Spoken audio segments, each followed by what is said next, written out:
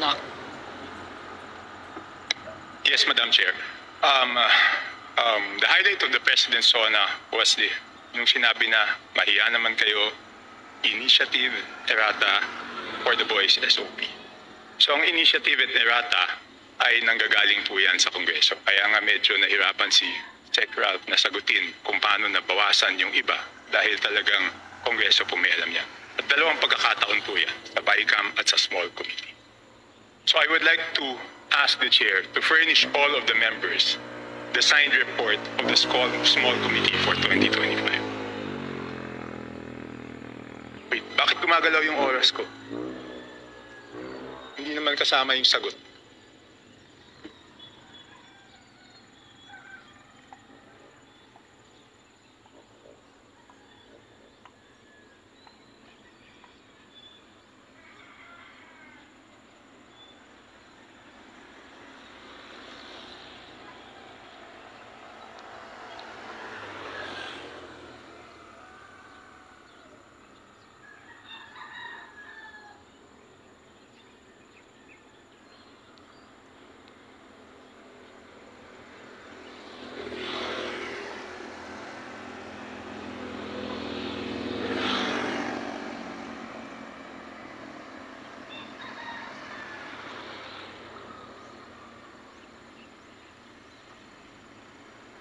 Thank you very much, Representative Chanco. The request will be put under consideration and we will let you know if it's possible to... Madam Chair, why should it be put under consideration? This is of public record. This is in accordance with our rules. That all committee reports must be given to all members. And that shouldn't be taken against my time because you're telling me that, teka, balik natin yung oras ko kasi sinasabi nila that will be taken into consideration. It should not be taken into consideration. Madam Chair, allow me to read this, no? Declaration of Principles and Policies. Section number 2 of our rules. Public office is a public trust. The House of Representatives and every member thereof are accountable to the people at all times. I will not read the ending portion. Number 3, efficient and effective access to and dissemination of appropriate and accurate information are imperative in lawmaking. So why should it be taken into consideration, Madam Chair?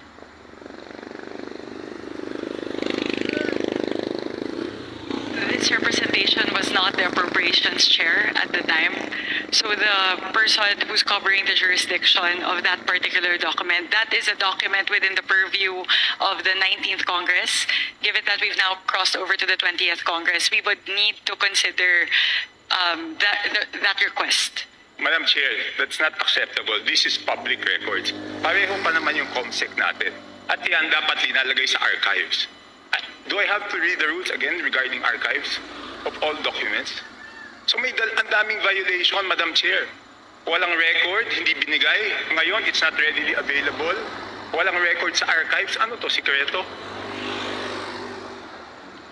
Again, this representation was not the appropriations chair. Let's ask the committee secretary, where are the signed records of the 2025 small committee report?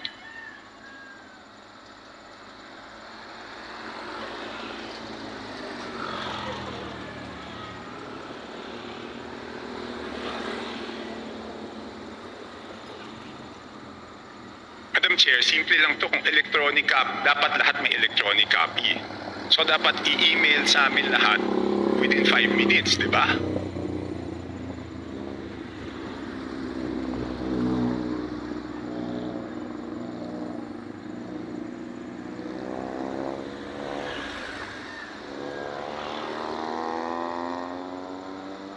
Meeting suspended.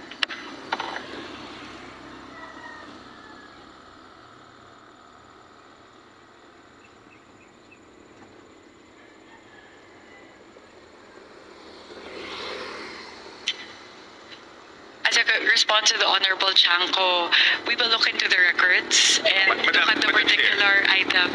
The subject matter of today's hearing is the briefing on the 2026 budget. So this is an internal matter that may be taken up with the Committee on Appropriations separately. So Madam Chair, starting Wednesday, tatanungin natin yung mga departamento, paano nila ginastos yung budget nila.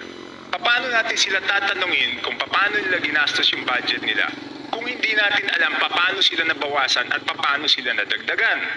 We will be able to scrutinize the performance of the different agencies No. as well as the utilization of the different line items based on the 2025 performance. No. So this does not preclude us from doing that scrutiny. Meron ba o wala? We would have to look into the records. May I ask exactly what you are asking for? The small committee report of the 2025 budget that has just asked the COMSEC kung meron o wala. Kung meron, why was it not filed sa archives based on our rules 15 days after? So meron ba o wala? Simple. Kung meron, bakit hindi na-file sa archives? Kung wala, I will let you proceed, Madam Chair. I will not hold this budget hostage.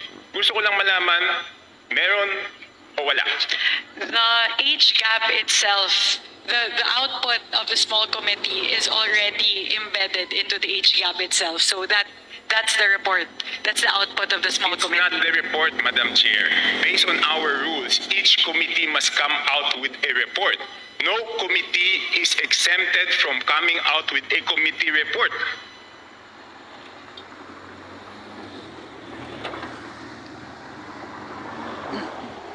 Please check Section 39 of Rule 9 of our rules.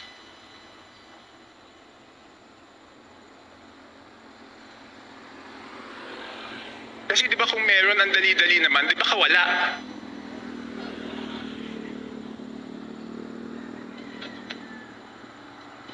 So the small committee is subsumed within the Committee on Appropriations, and it is the Committee on Appropriations who is required to submit the committee report. In this case, the report and the output of the Committee on Appropriations is the age gap. No, it's not. The HGAB is different from a committee report. Just like any other bill, the bill is different from the committee report. There must be a committee report included to the bill. It is not one and the same. At the point of after the committee hearings are done, the Committee on Appropriations comes out with a committee report, and then it moves to plenary, at which point we approve it, and the small committee works. So now the output of the Committee on Appropriations, once that is elevated to the plenary, is the age gap. No. So there's no other committee report that needs to be furnished by the Committee on Appropriations apart from the age gap It itself. is not exempted from our rules, Madam Chair. Maliwanag, Section 39. Kung gusto nyo basahin nyo. Okay, I will ask the committee secretariat, how many meetings were held?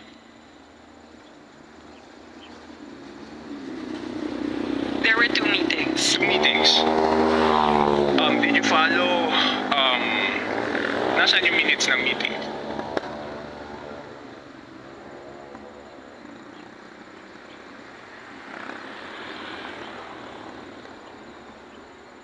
Where were the meetings held? What date?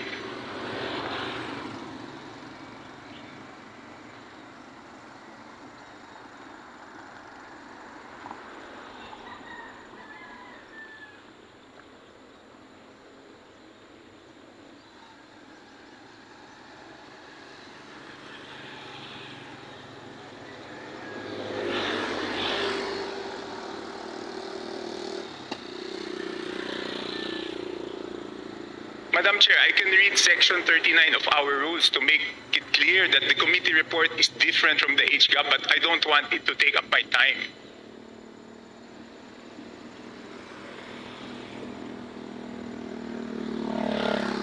Iba po yun eh, kasi tingnan nyo yung BICAM. Di ba may BICAM report? Doon sa BICAM report, ito muna ba dumaan daw yung oras ko eh, hindi pa nila natatapos yung isyong rineraise ko.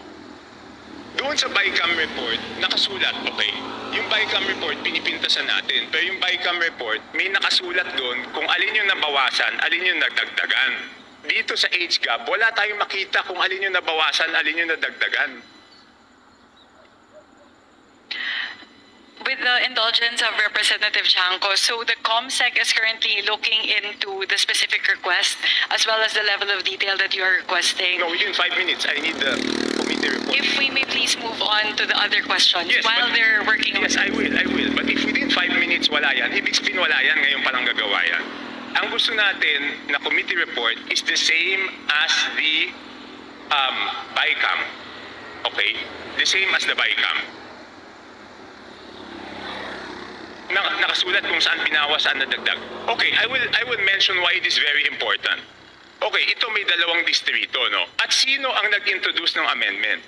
May dalawang distrito, hindi naman to kasalanan ng congressman dun sa distritong yon. Ang NEP nila is 2.530 billion.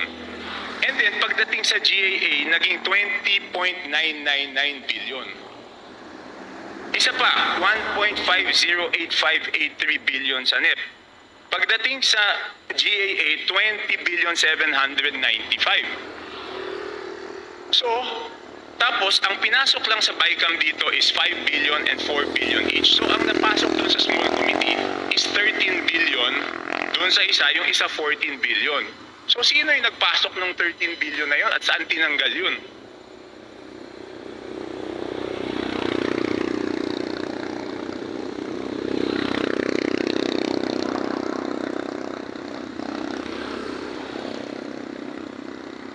So, again, the small committee is subsumed within the Committee on Appropriations, and it is not required to render a separate committee report. The rule that you are citing, Honorable Chanco, pertain to standing committees. And the mother committee in this case of the small committee is the Committee on Appropriations. Yes, but did we exempt the Committee on Appropriations not to submit a committee report? No. Again, the committee report of the Committee on Appropriations at the plenary level is the HGAP itself. Yeah, but all meetings, dito sa ating rules, all meetings must be on record. So it's not only the committee report, dapat yung small committee na yon, meron silang report na finurnish lahat. Again, if with the indulgence of the Honorable Chanco, the COMSEC is looking into the request, if we may move to the next question. Okay, I will move to the next question. Thank you very much. Wala talaga. Signed committee report showing ano yung binawa, saan napunta. Okay. So it's only now, Madam Chair, that you found out that there is no small committee report?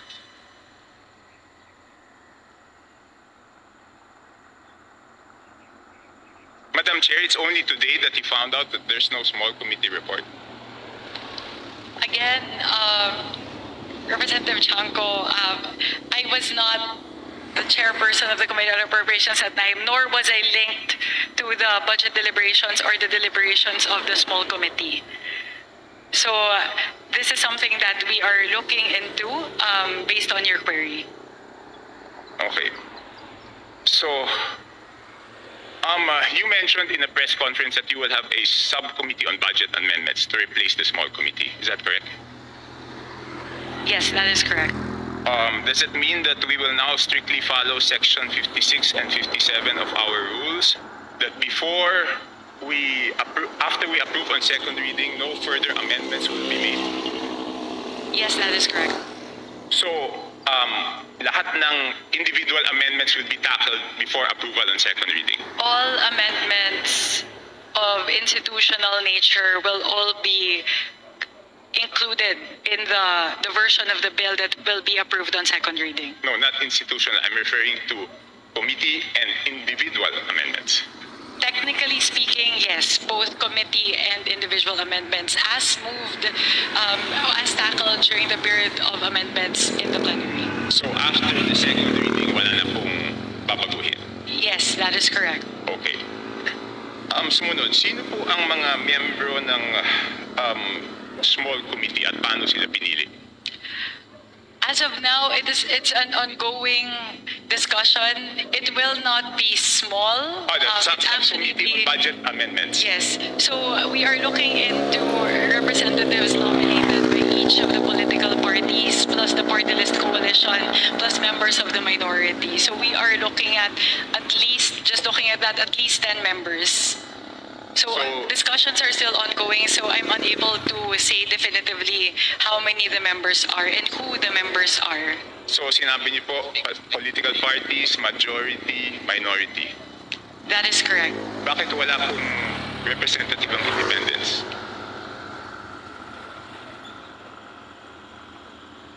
Hindi pa po kami